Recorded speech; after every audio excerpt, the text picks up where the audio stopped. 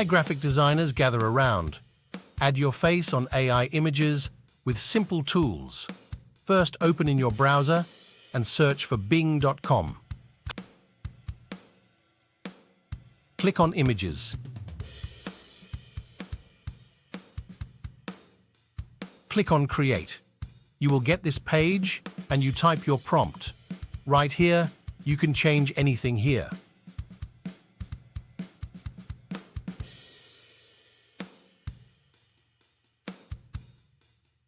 Then click on Create. Click on Image Preview.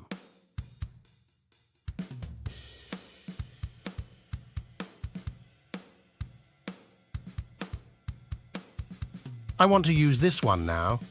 Click on Download.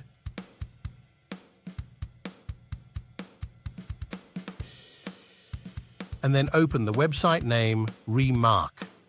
Click on Face Swap. Now go to upload the AI image.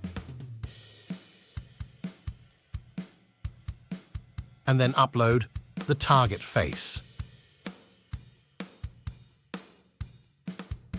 Click on Swap.